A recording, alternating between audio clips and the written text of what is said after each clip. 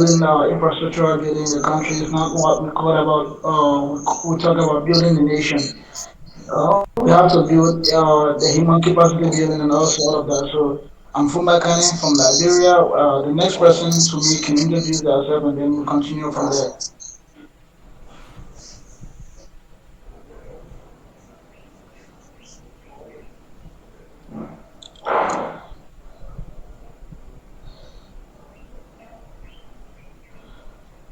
Goodwill, Mr. Etim. Thank you very much. Thank you very much. So, I'm rightly with everyone. So, thank you very much. And yeah, thank you very much. And we proceed right away. So, I want to say it's a very great privilege to have each and every one of us here. And I believe it's an opportunity for us to both learn. It's an opportunity for us to gather together and then see how we can work on improving our nations. It's an opportunity for us to be able to see how we can share what we have individually known and use it towards advancement of our nations as the case may be. So this program is just going to be a very short program, and hopefully within a matters of few minutes or so we would be able to we should be able to advance very rapidly.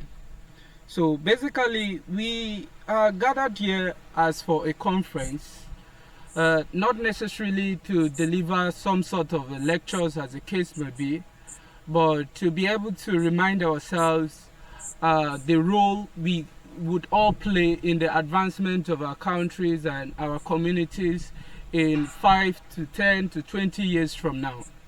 Knowing that we are the living and knowing that we are the people in charge of tomorrow, based on the fact that it is our action today that will decide what tomorrow would look like for each and every one of us. So it now deems it very, very important that we collaborate, we see how we can bring ourselves together and cause on the advancement of our nations as the case may be. So basically today, I was supposed to share a slide. So I was supposed to just share a brief slide, but I might have to share that on the platform after now because of a little bit of a technical issues with which I'm having from my own end. So instead of distorting the whole process, I would proceed without the slide and share it with each and every one of us later on from now. I hope that will be okay. Yes, it will be okay. Ra- Rakotora, please mute your mic, please. When you drink, please mute your mic. Okay, thank you very much. So if that's the case, I will proceed to the first subject that was meant to be addressed in this conference. So if I might be able to get it right, majority of the participants of this conference are Africans by descent, even though the scope of the conference is not limited to just Africans, but we are majorly Africans within the platform here. So most of my reference points would, bench back to the African populace as the case may be. So please, Mr. Fomba, keep me timed. So today we are going to be addressing, in the conference, we'll be addressing the core principles of nation building. We are looking at beyond the government. So we are looking at beyond the government, beyond the corporate social responsibilities. What roles do we play in the advancement of our countries? I would love to begin by saying that there is no country without a people. So without us as ordinary citizens, without us that constitute or groom the crops that every person in our nation tends to use, or without us to make the roads, without us to fix things, or without us to put things in order, there is no nation. So we don't have a nation without a people. So if we have a valuable or a great numbers of persons who are there. Oh, and we have been made to believe that as common people, as people who are not in charge or in the position of making big decisions, as the case may be, we are made to understand that, okay, because we are not the presidents of our countries, or we are not the youth leaders of our countries, that we cannot contribute something substantial.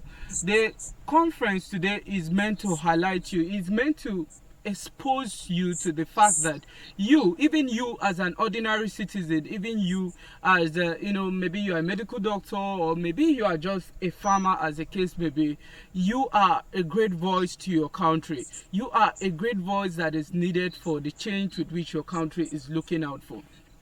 So it would evaluate some of the key concepts of what is needed to build a nation. So one of the things with which a country needs tremendously to advance and to grow and to bring on development is what is called national spirit of leadership. Another is the ability of such a country to picture a strategic future, as the case may be. Another is cultural legitimacy. Another is a capable governing institution. And then we have organized citizens, as the case may be. We also need a sovereignty of the nation. One of the very keen examples with which I could reflect most of us back to is one of the keen examples with which I could refer most of us back to is the story that happened in China, ancient China, at the beginning of China. There was a very difficult time at the beginning of China. And that time was the time with which the Qin dynasty, which happens to be a dynasty in China that ended up uniting the whole of China, such that China is now the economic power of the world, as the case may be. So there was a time in China where the economy was not this strong. There was a time where a lot of things were not okay. There was a time with which China was not a sovereign nation as it is. Now, there was a time in which China did not possess the power it now possesses. But through good leadership, through corporate leadership, as the case may be, China was able to make tremendous advancement in growth. The Qin dynasty started one of the biggest projects, which was to dig a canal. It was to dig one of the largest man-made canal in the world. And what was the sole purpose of this canal? The sole purpose of the canal was to be able to create passageway with which water can flow towards the desert part of the country, and then be able to create lands with which agricultural activities could be made possible. On carrying out this activity, they also were able to strengthen their educational system. They started inviting scholars from different parts of China. Back then, when China was not a unified China, there was Han dynasty, there was Qin dynasty, and there were many other dynasties. They started inviting people, scholars, just like the Americans, just like the UK government is opening her borders quite very well for foreign citizens with the know-how, with the technical abilities to come in.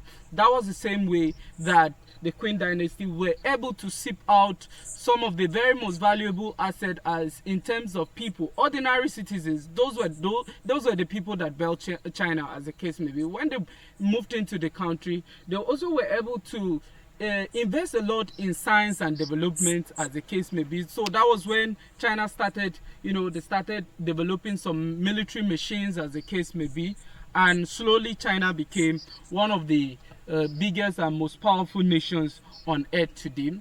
And it wasn't long, because of this development and advancement, the Qin dynasty was able to conquer the rest of the 6 states of China and unified China as a single country, and made China one of the biggest countries with which it is now. From the story, you can identify the key elements of nation building.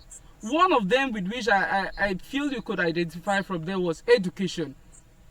Education was one of the most essential ways, because they started to weaken those other countries by making it that, okay, before you can trade with the Qin dynasty, you need to use the Mandarin language, which was the original language of the Qin dynasty. It was a must that before you could trade with the Qin dynasty, you need to be able to, have a way, or all trades were being done in Mandarin, as the case may be. So they started by, first of all, weakening the other nations by enforcing the things that they must have to do in order to advance the nation. So that's where they started altering or creating what is called a cultural distortion in the nations, as the case may be. So they proceeded to the next level of, bringing in scholars from different parts of other parts of China, giving them what they need in order for them to successfully carry out whatever trade activities with which they intended to carry out. And then you see the next other aspect, they started developing their military might, as the case may be. So you see, these were all things that the ruler of China as at then, with his common citizen, was able to do. I believe that in this gathering, that someday we are going to have people who are going to occupy key and essential positions. And we don't want those people to get into those positions just anyhow. It's not enough for them to go to school. Let's say they read political science and they are coming back to lead the country. There is leadership beyond schools, as the case may be. So we want to create a system, want to be able to throw a strategic arrangement like what we are doing now, to be able to create an environment, to be able to create a system where leaders would know what to do and be able to do it, and do it in order to promote the advancement and what is needed for the progress of their countries. We need a system with which leaders can develop the empathy with which their nation needs for advancement. So one of the slides I'm reviewing at the moment is a slide that has a nation. First of all, is more of a semicircle where there is a nation at the central part of the semicircle. And then the next thing, we have governance, and then we have corporations, programs, and services. Now, the nation, what can we really define to be a nation? The nation is the people and the future they want to themselves. So a nation simply refers to a category. It refers to the people as a whole and what they really do aspire for themselves, as the case may be. And then governance, here, by governance we mean the offices, the tools, the offices and the tools that the nations has established to carry out the wishes of the people. First of all, we got to understand that a nation comprises of the people, that there is no nation without the people. And then we proceeded to establish the fact that it is the people that establishes the government, be it in a system of monarchy or in a democratic system, as the case may be. The people are still the ones that determine what is being done by the government, as the case may be.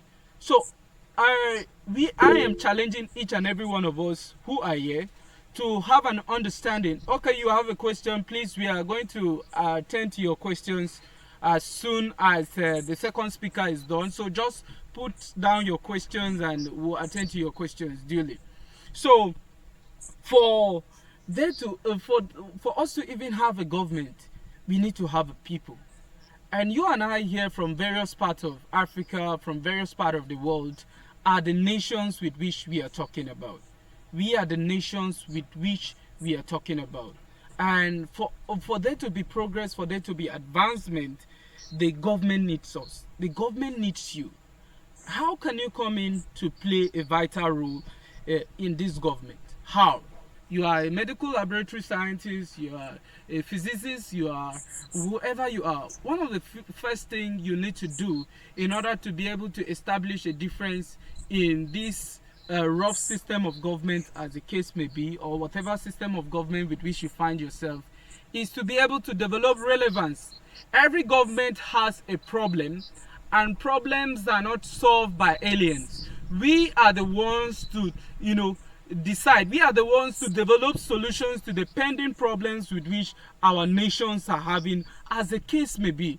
So first of all, if you want to make a difference, you need to first of all start from an area with which you have gained a little bit of expertise. Even if you are a local mechanic, you can start becoming a voice in that area. You can become a voice by trying to influence or trying to get yourself involved in one way or the other that can contribute to the profession hugely and contribute to the nation at large. Okay, if let's say I'm a medical doctor now, I'm just a medical doctor, I'm from a non-political background, how can I come in to influence my nation as the case may be? Well, first of all, I have known about the medical situations in my country, and it is a call. I've known about the medical situation in my country as the case may be. So I immediately have to need to have an understanding that okay, this is the problem that my country is facing, and I am the professional in this case, so my voice matters. If I sit down and evaluate this problem and then begin to jot down the solution, you jot down the solution. Most of the biggest problems that we have in our nations is that once people have gotten the solution or feel they have jotted out or they have brought out a solution for a particular problem, they immediately proceed to want to go and approach the government. You don't approach the government first of all. You start implementing your solution from the local level where you are. After implementing the solution from that local level, you start creating a system where you would develop or build a voice for yourself in that niche. And that voice, you are directing it to the people. This time around, you are directing your voice to the people and not just to yourself, as the case may be. You direct the voice to the people and not just to the government, as the case may be. So you promote this advancement, you bring on this advancement, it keeps happening, things keeps being intact, things keep being in order, as the case may be, and then shortly you know that you have gotten yourself to the space with which people will start listening to you. Okay, this guy is slowly making sense, and it is more easier in this time than any other time because of the social media. Because of social media, is now so easy, very simple. Go in there, start thinking of a solution, start seeing how you're going to be implementing the solution, begin a Facebook page. You can decide, okay, you are going to begin a profit-based organization, but with a well in-depth intent of actually impacting your country, as the case may be. You become consistent at it and not just looking at what you get as a monetary reward from it. You become consistent, you develop yourself, you find one or two persons, because by the time you are developing, by the time you are learning, by the time you are advancing, you are gathering what it takes to start mentoring those around you. You start raising disciples. You start raising people who are now thinking the way you think. You start raising people who are now, viewing the world the way you view it. You start raising people who are now seeing the world in the way you see it. And slowly, people start listening to you. And slowly, you start gaining relevance. And slowly, you start changing your world. So, as my conclusion, before I hand over to the moderator of today's event, my conclusion is that you listening to me right now, you that is listening to me right now, you hold the key. You that is listening to me from whatever part of the nation or from whatever part of the world that you are listening to me right now, you have what it takes to make a difference. And through this conference, I'm hoping that all through this is the first day of the conference. I'm hoping that by the time we proceed and keep moving forward, you would be able to pick up one or two things with which you are going to run your life with. And you are not just going to run your life with it for one day. You are going to be able to run your life with it for the rest of your life. And you are going to stick to one thing, and you are going to stick to it until you establish and you are able to make a difference in people's life through it. So thank you very much, and that will be the end of my presentation for now. Thank you very much. I would hand over the mic to the moderator of today. Thank you very much. Okay, thank you very much, Mr. Etim, for your presentation. I do really appreciate it for your presentation. Now, we'll go to the next speaker, speaker two, which will be Mr. Umanya. Umanya, for you to give a presentation to us.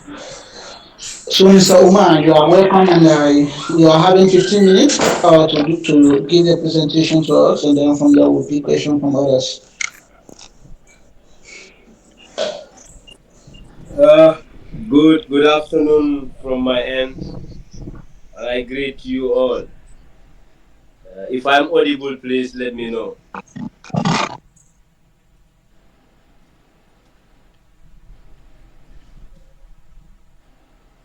Mr. Mr. Clerk. Omar, yeah, okay, we can get you clear. You can speak. Good.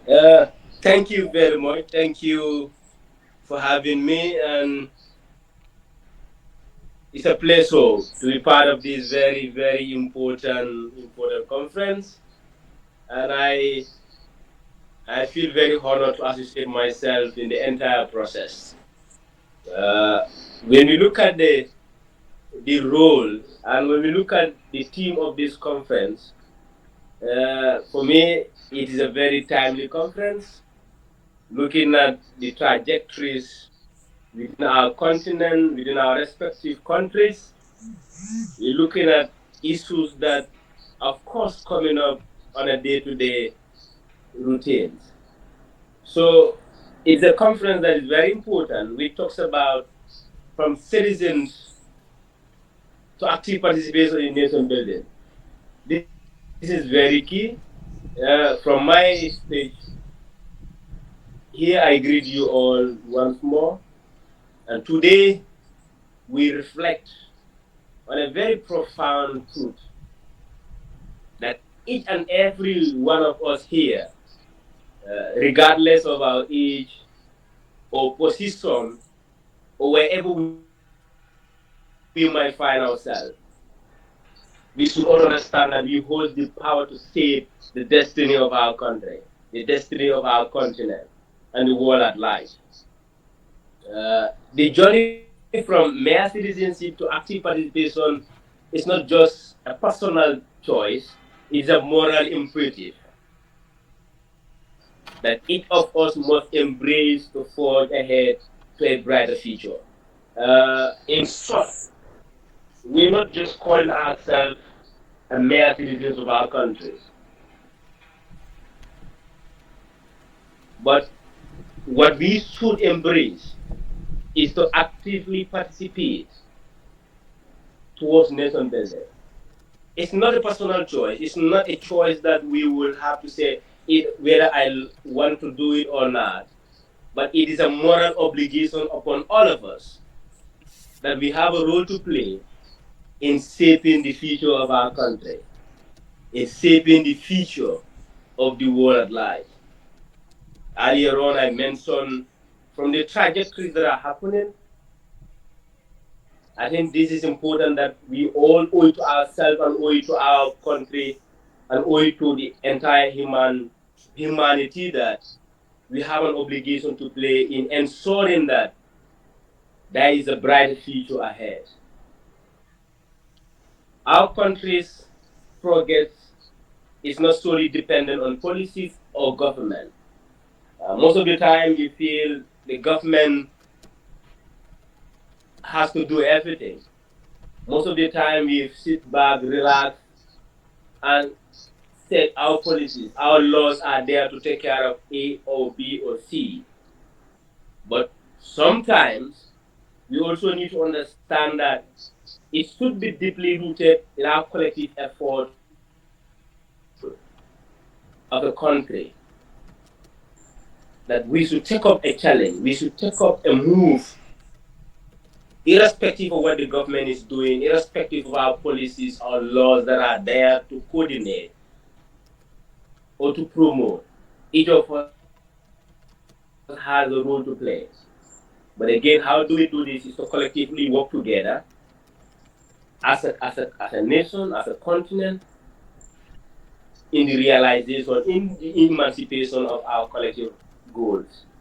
Every act of ethical conduct or every voluntary service and every responsible business decision creates ripples that extend far and immediate. This sometimes we underestimate the power that we possess. Sometimes we underestimate the little contribution that we are doing. But again, we also realize, we also fail to understand and appreciate the little things that we do. These small, impactful actions contribute to nation building. And of course, it's also building culture and integrity. Because as a country, as a nation, whether you've been to school or not, but you owe it to your people within your community, your family, your society.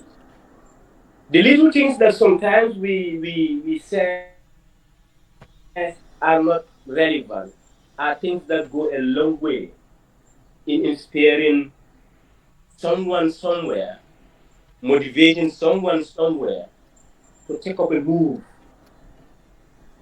in creating a brighter future. So here we are today discussing about nation building, but again, here we are today to remind ourselves about our responsibilities as young leaders, about our responsibilities as a country, about our responsibilities as an organization in, in helping to shape the future of our dear country. So the young leaders here today, to all of you listening to me, I said this. When you choose actively participate in community initiative, please don't forget to advocate for justice. Please don't forget to uphold honesty in your daily dealings. You know, we are young leaders. We are leaders in our different settings. But again, in our activities, in our day-to-day activities, what we should ensure is to make sure that advocate for justice. Because as the old adage says, injustice is a threat to justice. So we should also be very honest in our daily dealings. And these will be able to inspire other people to take up the move, to join us. Because a whole movement started with one person, two, or three. But again, in order for you to be able to mobilize, bring people together, ethically you should be able to represent them.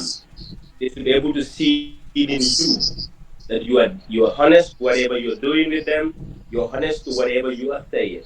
So these are very important aspects that we should never underestimate. They are very small, but they can go a long way in shaping the life of ordinary citizens of our country. Where we are, your voices matter, your actions matter. The future of our nation depends on individuals like you who dare to take responsibilities and lead by examples. We must be brave, we must be honest, and we must be able to take leads to inspire other people to join us in the fight that we are doing. Remember, there are historical movements that have existed before, were started with one individuals. When we look at Nelson Mandela of South Africa, his fight against the apartheid regime, the movement was started by him alone. But Nelson has become a very instrumental person, not because of he was an outspoken person. Nelson was outstanding because he was honest. He was an exemplary leader, and that's why up to date the whole entire world is celebrating Nelson Mandela. Uh, Mahatma Gandhi, in his struggles in the Asian Peninsula, he was not. He started the fight alone. But look at let's analyze how the movement went in. Mahama was able to do a lot because of his character, because what he was able to put out there. So you there listen to me, you can start a movement. You there listen to me, you can start a team. You can start inspiring. You can start all initiative within your circle. Let's foster a culture where volunteering is not just an act of charity. We as a leader, as inspirational people in our societies, not everything is money. Sometimes we need to volunteer to support the vulnerables, part of the nation building. We need to volunteer to help people that cannot speak for themselves, that cannot stand for themselves. How do we do this? It's volunteerism. It's not a charity that we are offering, but it's our civic responsibility, it's our civic duty to ensure that we are able to speak for the voiceless and we are able to defend the defenseless people. In conclusion, I urge each and every one of you to recognize your unique capacity to influence, whether through small acts of kindness or large-scale initiatives. Uh, we we all have our potential in us, and the potential you have, go out there and harness it. Go out there and grab it. Go out there and harness the potential you have, because whether you know it or not, your voice matters, your actions matters. And before I draw my quote in, I want to remind all of us that back in the 80s, back in the 60s and 50s, we have our African leaders who have led a struggle for nation building and led a struggle to ensure our people were free mentally, our people were free. And I am also going to let you know that Kwame Nkrumah of Ghana has been an example of people that have inspired people. Julius Nyerere of Tanzania has also led a movement where he talks about Ujamaa in a Tanzanian dialect that preach familyhood. And why Julius came up with this idea is to make sure that the unity in us are strengthened. The power that we have to come together and lighten any struggle that we are facing as a continent, as a people. And of course, Thomas Sankara of Burkina Faso has also, led a movement. So these are the people that we need to reflect on. We cannot talk about nation building. We cannot talk about uh, citizenship without mentioning our Pan Africans. These are people that have stood firm to ensure that Africa as a continent, the world at large, benefit from one another in ensuring that we are able to uh, mobilize order. We are able to participate. We are of course able to to have conversation among ourselves. We must come together and talk. We must come together and discuss, because power you have and the power I have should not go in isolation. So therefore, in conclusion, I challenge all of you today, before the end of this conference, let's think about what do we do after we left this podium. What do we do and we left this space? Let's go all go back home, initiate something, inspire people, talk to people, whether you know it or not, whether you've been in your schools, your communities, as a country, a government, we all have a stake, we all have a role to play in creating a brighter future for everyone within and outside our jurisdiction. Mr. Moderator, I hope I am within time. I thank you all for having me, and thank you all.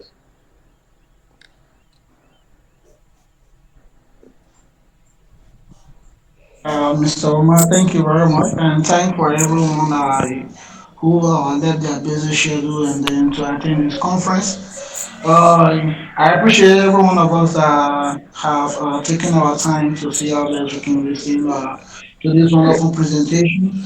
Let me just give a short note concerning the conference. A nation is not built by bricks and stones alone. It is built by the vision, courage, and determination of its people. Each of us carry within us the responsibility to shape the destiny of our country. Nation building is not the work of government. It is the work of every student, every worker, every leader, every parent, and every young dreamer who dares to believe in a brighter tomorrow. We must understand that true progress begins when we replace blame with responsibility, division with unity, and selfishness. With service, every great nation we admire today was once faced with trial, doubt, and setback. But they rose because their people choose sacrifice over comfort and contribution over complaint. Our land is rich with talent, strength, and opportunity. What we need is the willpower to rise above personal interest and work together for the collective good. Let us educate our minds, strengthen our value, and dedicate our efforts to building a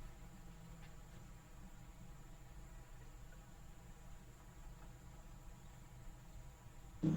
Building has been placed in our hand.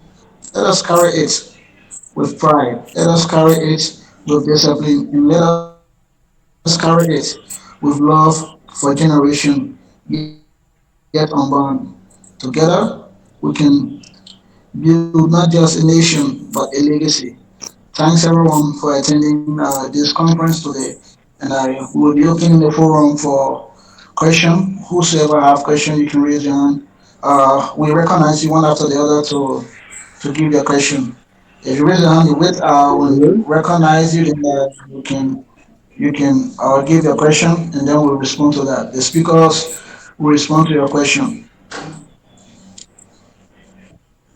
Okay, Opuku, Richard, you can ask your question.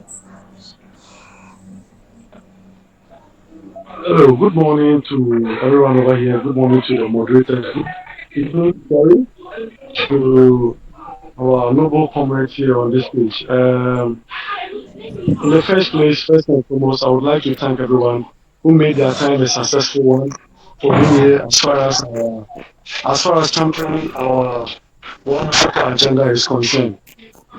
My question to the facilitator who spoke firstly is that he made mention of China in terms of its technological advancement and what China are doing at the moment. And my question is, as we being Africans, can we progress as far as our peace and security is concerned? Looking within our sub-region, one thing that is let us keep that no progression is our security threat as far as our sub-region is concerned. Because personally, I have had the opportunity to travel about more than 8 to 9 African countries, and I can't say on record that armed groups such as Boko Haram and those kind of armed groups are a big threat to Africa. So my question is that China is by far gone in terms of technological advancement, in terms of security, in terms of everything, both economically, everything. China is far ahead. But my question is that can we do without security whilst we are on the verge of building our nation? Thank you. Okay, thank you so much, Mr. Okpoko Richard, for that question. So thank you very much. And I think if some of us are a bit familiar with the Asian history, because I made mention of China. If some of us are being familiar with the Asian history, would get to understand that In among the 6 states I mentioned, because there were about 7 states of China which were warring states as at back then. So you see it's that okay, one state will come in and invade the other state, invade them of the resources, as the case may be. And aside from that typical example, this is in terms of insecurity, as the case may be. There was also a very big issue of the Japanese nearly invading every country in the Asian continent, and most especially China. A time came that the Japanese invaded the Chinese so much that they tagged the Chinese as the sick men of Asia.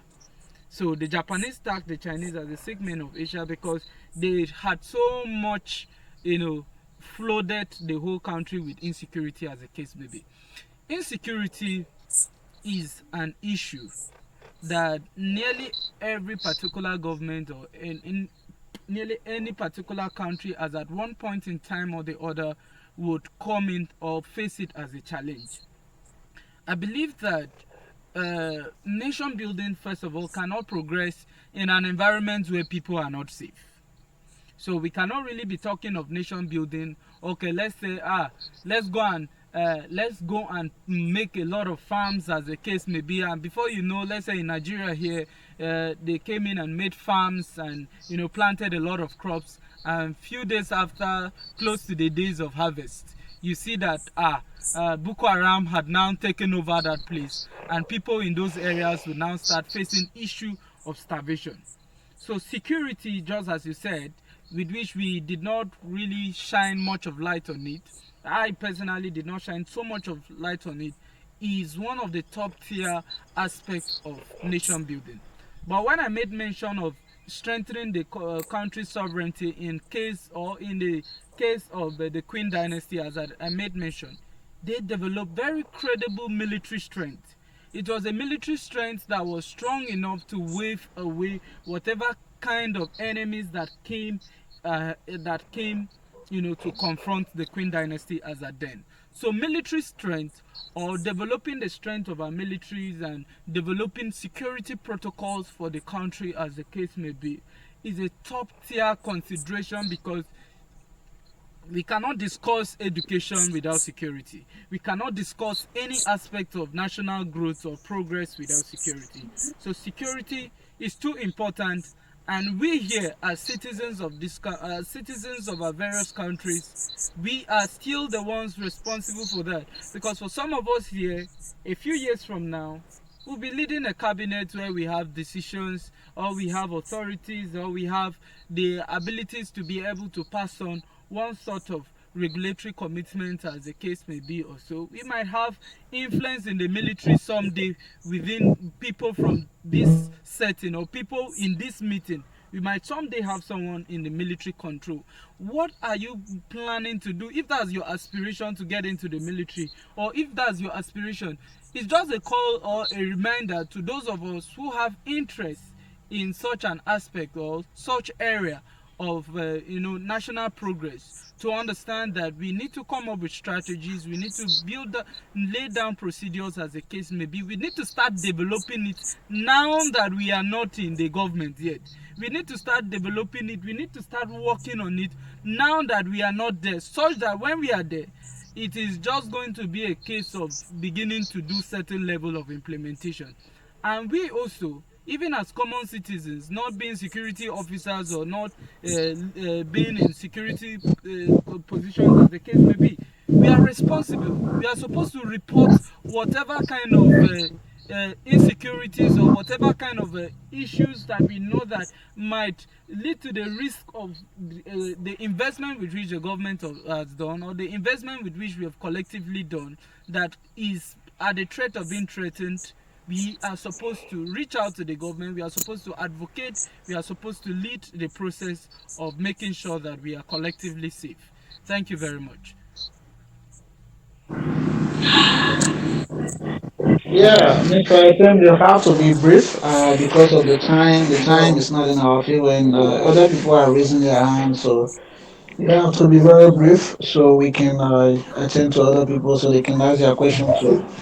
Okay. Okay, thank you so much. All right, thank you so much, moderator. Um, I'm so glad about the session. It's an excellent session as far as our peace and security is concerned in establishing. And I would love us to particularly touch on this tangent, that is championing the Africa agenda as far as our security is concerned and tackling terrorism. That is, in my personal view, I think there is a special topic, probably in our next session, we should be looking at. Thank you so much. Thank you. Okay, thank you. The next person for the question is Mike. Hello? Is it? Am I the next to speak? Mike, Hello. you can speak. Okay, yeah. So I put a question on the platform that I'm going to ask the question. Thank you so very much for establishing this group across the whole continent. Very gratifying, and we are a very good start. But I want some information about the brief background of the Alkebulan Academy, and if possible, how did you arrive at the name? Thank you. Okay, okay, thank you. Hello? Yes, thank you very much. Let me address that quickly. So, thank you very much for this initiative. So, first of all, I want to begin by introducing myself because I am the one behind the vision alongside with plenty of my brothers here. First of all, we came about the name Alkebulan Academy of Nation Building as to serve a very crucial role because one of the things I know is that we have issues, challenges with the government. We have challenges as a nation, as the case may be. So we have challenges as a nation, as the case may be. But one of the key things with which I have noticed among the African people is that we don't have proper platforms outside our university communities, as the case may be, where we could get nurtured as to how we can contribute what we know how to do and how we know what we feel we are experts on in order to, help inspire and in order to help bring to life what we envision as a common people. As Africans across various backgrounds, we face similar problems. We face similar problems all across Africa.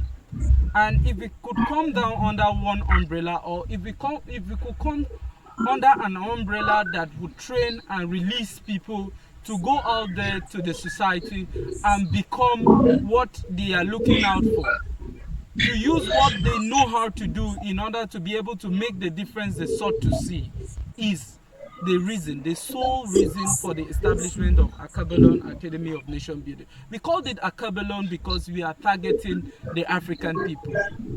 Even though we leave room for other people outside Africa to be a part of this initiative, but our major target, the major target, are the African people who are actually facing these pains. It is the African people. So we are going to probably, let's say in a short while from now, we are looking at introducing our training programs. So our training programs will be a 3-month training program, as the case may be, that will be targeted at training people within a period of 3 months. And at the end, we don't only certify you, we certify you to go out there to make a difference. In fact, before leaving the training, you are meant to bring on a pilot study of a program that would help in solving one sort of national issue or state issue or community issue, as the case may be, in a small scale. So thank you very much. I think I will stop there because of our time. Okay. Okay, thank you very much, Mr. Bakari. You can ask a question, please. Mr. Bakari?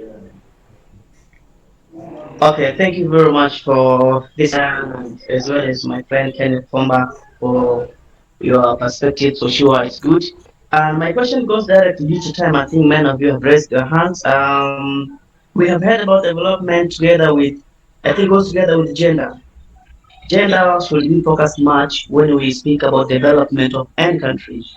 Many people have forgotten about the gender. They only focus with maybe the single sex, maybe men only. They don't consider women. So my question is, um, what gender has to play towards the development of any country? What role does gender have to play for the development of a country? Thank you.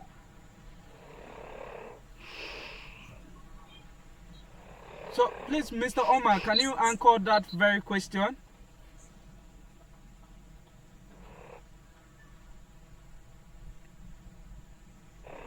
Can you come again, please? Okay, I'm saying if you I can don't get the help last us Okay. with the part of it. question.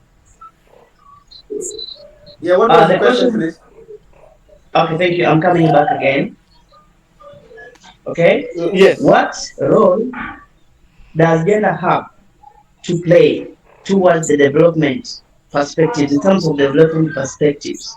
What role does it have that gender towards the development of any person? Because when we speak about development, we speak we speak about the interactions, Mm-hmm. the gender role.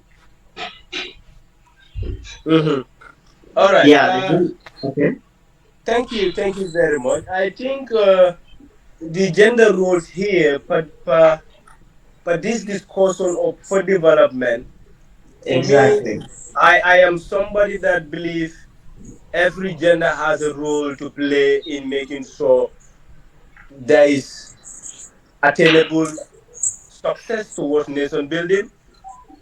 Because for me, from my own perspective, all genders have the same responsibility to play. And not because I respect what other cultures believe, and I also respect what other societies believe. As Africa, we know we are accustomed to laws and some traditions, yeah. But for me, my perspective in this view is gender, both male and female have an equal role to play in ensuring nation building is attainable. We understand that previously, when we talk about nation building, we understand that the male section has always been dominating the cause in nation building, has dominating the cause of whatever initiative that we put in place. But looking at the revolution, how it is going, looking at the impact that is happening currently, I believe when it comes to gender role, is about time that we encourage the both genders to exclusively and equally participate towards nation building. For me personally, I believe gender role here is very very minimal. But of course, like I said, some tradition and cultures has to be put into consideration because Africa is a traditional land, and sometimes we believe some genders are not to be leading. Yeah, but for my own liberal mindset, I believe gender role here is very very minimal. Yeah.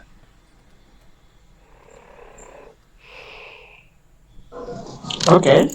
Yeah, Mr. Mike, your question is the gender role is very important. Every gender is important in nation building because based on my previous speech that I gave, every gender in nation building is very important. Not just a single gender can build a nation because you will need support from each and everyone around you to build a nation. Because if you think only male will build a nation, what will become of the female around you? If they don't have that kind of mindset to build the nation will not be built. No matter what you do, there will be lapses. They will cross to you that will make you won't have the full opportunities to see how best you can progress in whatsoever you want to do. But with everyone hands together, working together as a team, we work in unity, I think we can build a nation together. And not just a nation, but entire generation to come. So I think every gender has a role to play in this nation building. So, Mr. Philip, you can ask a question.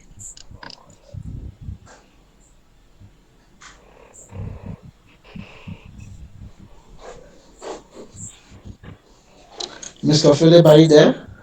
Time is almost up. If Mr. Philip isn't there, Famous, you can ask a question. Okay, firstly, Philip is my name. Good evening from my end. I'm from Liberia. And then I want to ask a question on nation building. Firstly, when I do a lot of research on nation building, I got to understand that government role in nation building is to establish strong institutions, justice, education, health, and security sectors, and to also ensure good governance, and the rule of law. So my question here is how to do it. In modern Africa, what are the dangers of overriding on foreign aids and NGOs for nation building? And how does corruption at the individual and community level undermine nation building efforts, even when government policies are strong? That's my question.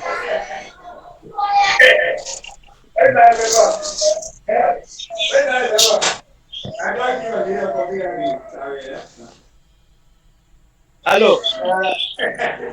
Let me come in before Godswill come on. And you ask a very very important question. When we look at government, when we look at policies that are already in place, and why do we still struggle with the emerging of corruption and the like? Yeah, for me, there are a lot of reasons why we still stagnant. There are a lot of reasons why we still have issues within this circle here. One is enforcement. You know, one of our biggest problem most of the time is we beautify our policies, we put very nice wordings, we write everything correct, yeah. But our major problem sometimes is how enforcement here. We are not enforcing the law that we have, and that is what, because when we have a law that frown against corruption, and corruption is one of the I can say is the first thing. How do I even put it? It's one of the craziest things that fight against nation building, because corruption is against humanity. And when you fight humanity, when you fight it against humanity, there is no way that you're building a nation, because you cannot build a nation in the absence of people. And corruption fight against people. It's a very dangerous venom. So for me, what I believe most of the time is the enforcement of these laws are also a hindrance. And the other thing why we still have the issue of corruption and issue of lack of, again, is because of motivation here. You know, it's high time that our African government and African leaders start prioritizing their employees, pay them good money, and start to invest heavily. Because if you are not investing heavily on your staff, if you are not investing heavily on people, and someone works for a whole month without putting anything on the table, of course you are giving the person room to be corrupt. So I believe these are some of the issues why most few of the reasons. There are other reasons why the issue of corruption has to come in, and why we are still stagnant since we have the government and the policies in place, but still nation building becomes a challenge. Is because lack of enforcement. Yeah, the laws are there, but we are not enforcing. And the other thing is lack of motivation from the government to the employees.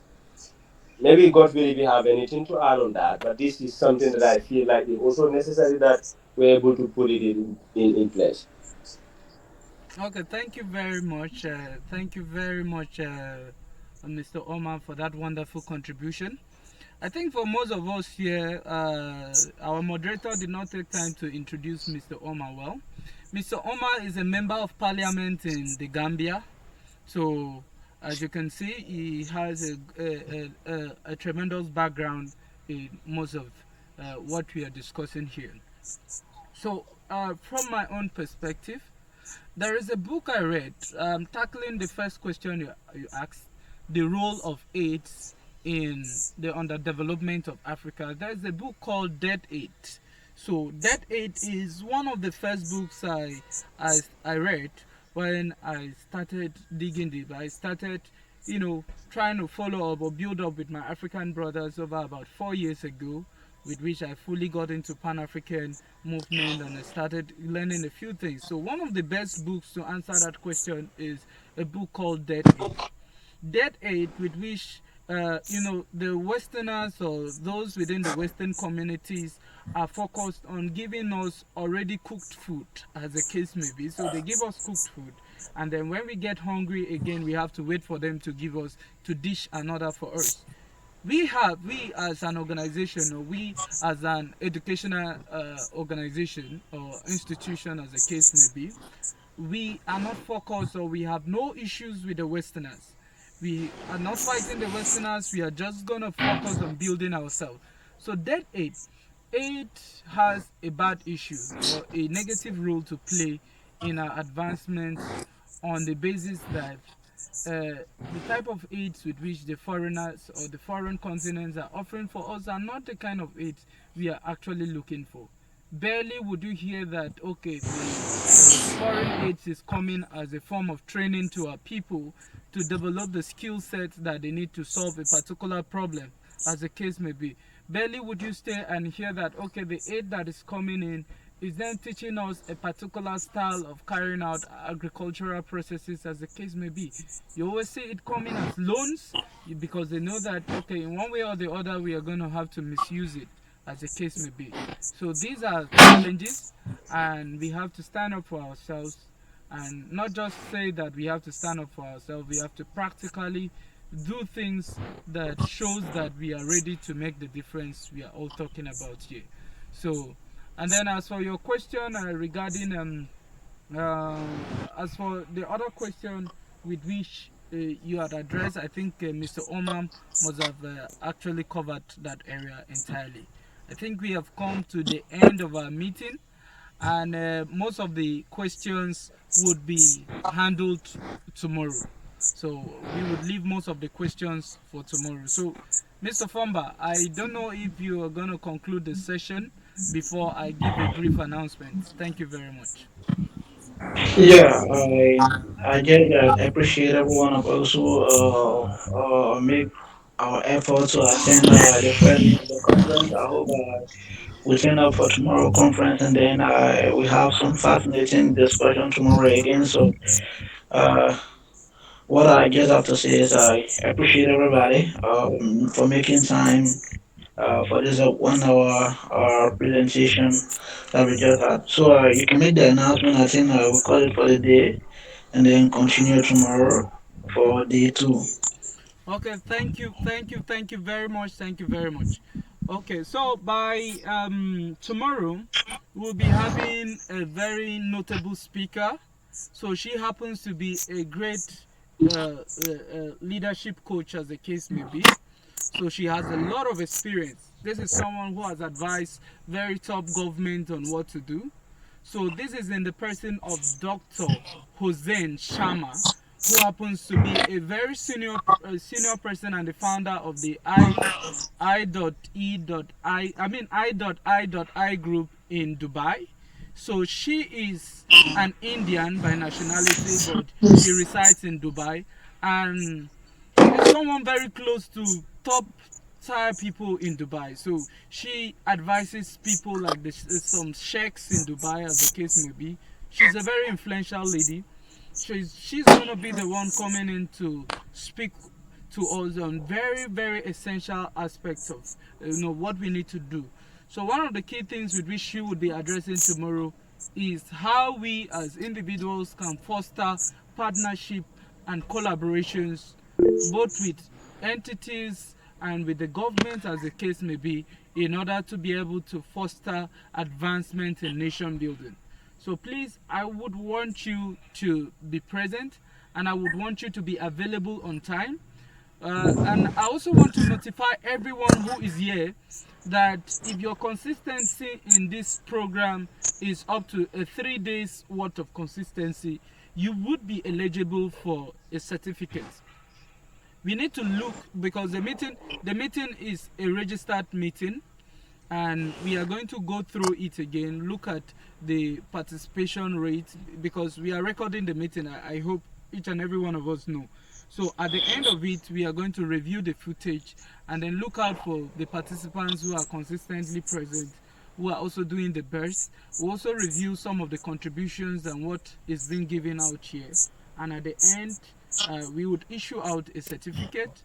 And right after this 3 days conference, we are also looking out to begin a much more thorough training, as the case may be, that is directed on training each and every one of us to become people who can go out there, or who will go out there to initiate a project that is directed towards nation building.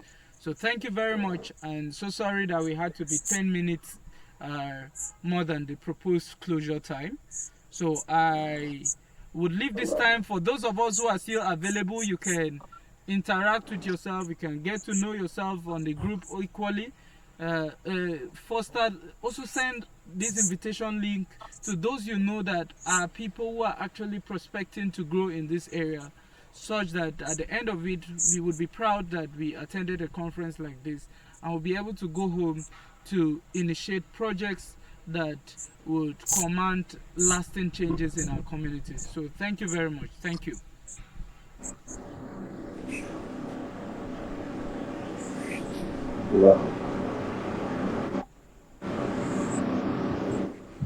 So I think the meeting has been drawn to a close. So it's pretty much it's been a very interesting time. But if you wish to wait behind to uh, uh, get to network a little bit with each other, that is fine. But if, as for now, the meeting is officially closed. So it's a great pleasure. Thank you very much, and yeah, so that's it. So you are free to leave, and if you still want to stay behind, you can uh, put on your mic at the moment and speak if you have something to say. I know that we are a bit late, so thank you.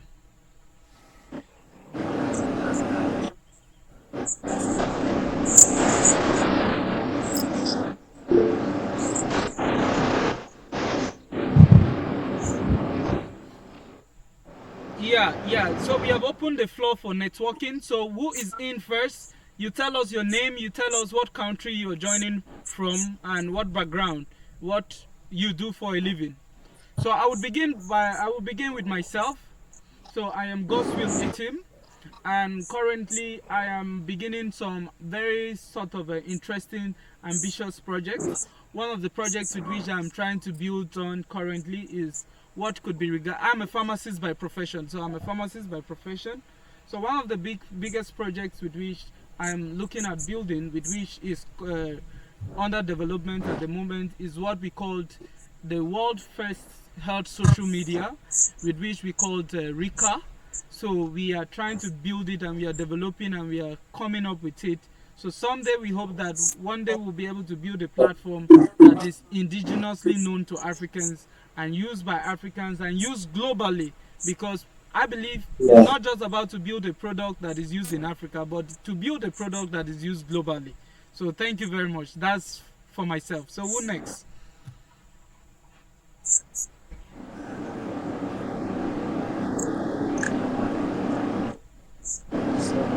So yes, who is next? If you are available, you can just unmute the mic and speak. Yes, Okay, I that am is Abdullah from can you Senegal. hear me now? Hello. Yeah, Abdullah, we can't Abdullah. hear you well. Yes, I am Abdullah Maliki from Sierra Leone. I am coming in just now because of what I read in the group that was posted.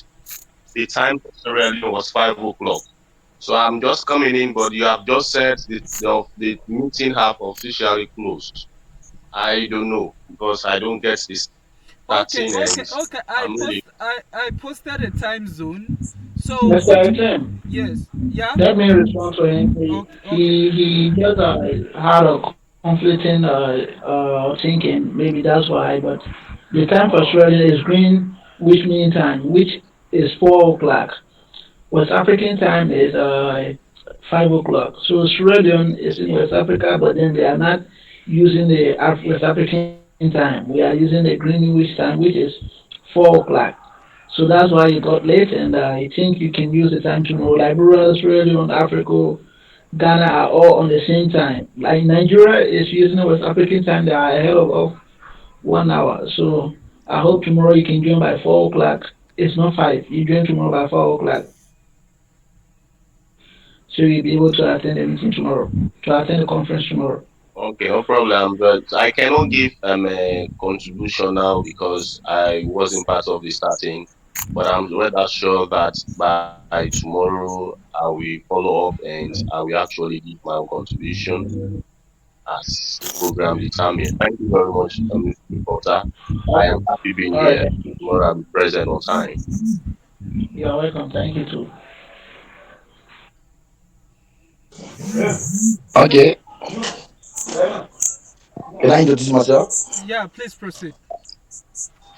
Okay, Philip Tito is my name, and I'm from Liberia, and I'm a student currently studying automotive engineering in Liberia. Thank you. Okay, Mr. Philip, thank you very much. Thank you very much. It's a pleasure having you. Okay, can I go on now? Can I go on now? Yes, you can. You can. Hello. You can. Okay, my name. Ah, boy. Okay, I'm Dennis Loko Wakina from Kenya. I'm a graduate of actuarial science. Currently, I'm doing research on agriculture because there is a project on farming. I'm trying to figure out to set up it by next year. Maybe you can visit my website. I have just introduced by the name KyokoFarms.store. It's a it's a farm like a model farm where we teach communities how to depend on themselves and cultivate crops which are healthy and organic because most of the people nowadays are crying we have GMOs which are not much safe for their healthy. That's my intake and my thing I'm so much proud on. Every African country, every African can adopt to venture in organic farming to better their own lives and also the lives of others. Okay, thank you very much. I think that's absolutely great, and I think you should stay on till the end of this conference. And hopefully, at the end of the whole stuff, I believe that through what we are doing, you'll be able to get more clarification for your projects, and we'll also be able to work on a strategy for you to take your project to the next level, and for you to also be able to make a very much of standard difference in the lives of the communities and the people with which you are looking out to initiate the change to. So please, Mr. Kenneth, you can have over the mic.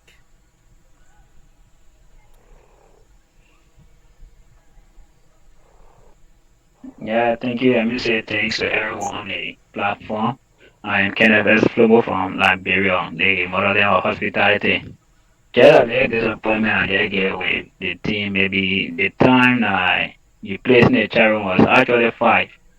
17-hour GMT is exactly 5 o'clock in Liberia, and you're using the same 5 for West Africa. So some of us just joining, but it was around like 5:03 and we see the meeting almost like concluding. So that's just it. Okay, So okay. I don't know if you please make lay adjustment in the time frame so that maybe all can join the team down tomorrow, please. We can't adjust the time frame because uh, that is it. It will be so sudden of a decision to make because nearly everyone is aware of the time now. So all what we need to do is make a few adjustments with our schedules and try to, come up well because even the time that our speaker will be speaking by tomorrow, I think Dubai is over about 8 hours ahead of the regular time, so she would have to be speaking in the middle of the night to us by tomorrow. So you see how what that means. So please let's just look into that and see how we adjust our schedules to make the best out of the meeting. No, honestly, I'm not actually talking about you adjusting the general time, but when I say adjustment, meaning the information I give out, instead of you having five, maybe we get change the five to four for us. Because I believe many of our colleagues say living up to the 5 year. So why should the standard time remain the same, but the number I get five on the information you get change the number to four, that's all. Okay, I think Please. Mr. Fomba, are you there?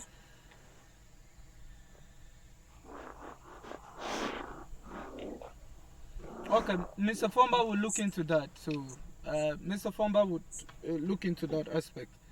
So I do.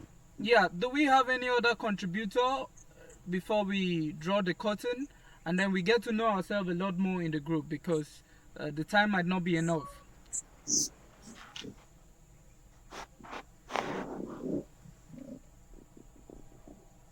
So any other contributor before we draw the conference to a close for today?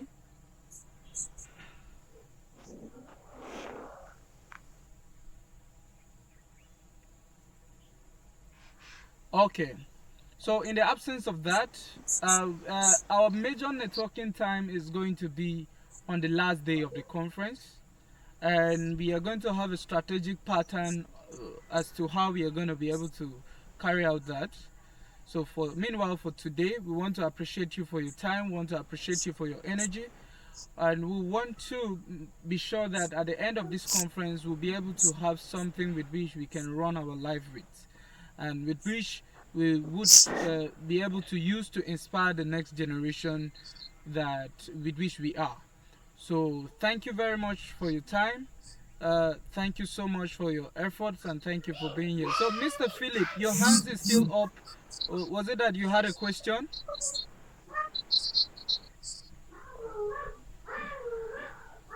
Okay. So thank you very much. So this then marks the end of the meeting. See you guys tomorrow, the same time tomorrow, and the same link. So let's remember that we are going to reach out, and the meeting is all pre-recorded, such that if you want to listen to it again, we could have a replay. So thank you very much, and have a wonderful time.